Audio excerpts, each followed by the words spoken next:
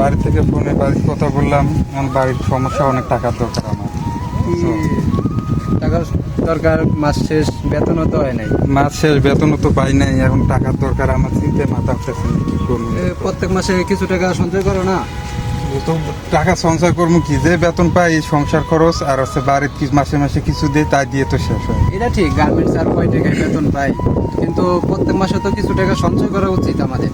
এই তো এখন বুঝতে পারছি সঞ্চয় না করে কি ভুলটা করছি আমি। আমরা মনে করো যে প্রত্যেক মাসে যাই বেতন পাই, আমাদের কিন্তু সঞ্চয়টা করা উচিত, কারণ কখন বিপদ আপদ হয়ে যায় বলা যায় না। এই সঞ্চয়টাই কিন্তু আমাদের কাজে লাগে। ঠিক আছে, আমি তো ভুল করে ফেলেছি, আমি তো এতদিন খাইছি দাইছি আর মনে করেন যে বাড়ি দিছি, এখন আমার বিপদের সময় এত টাকা আমি কই পাবো, আমার চিন্তায় মাথা উঠতেছে। আমার কথা হলো, আমার কাছে তো টাকা নাই। তো আমি একটা কথা বলি, আমরা যারা গার্মেন্টসে চাকরি করি বা অন্য সেক্টরে যারা চাকরি করি, তাদেরকে আমি একটা কথা বলতে চাই যে মাস শেষে যাই পারি আমরা যেন সঞ্চয় করি, যাতে আমাদের বিপদ আপদের সময় এই সঞ্চয়টা কাজে লাগে।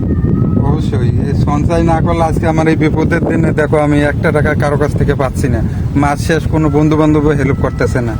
অতএব স্যালারিটা পাইলে কিছু টাকা সঞ্চয় করলে হ্যাঁ, আজকে আমার কাজে আইতো। ধন্যবাদ।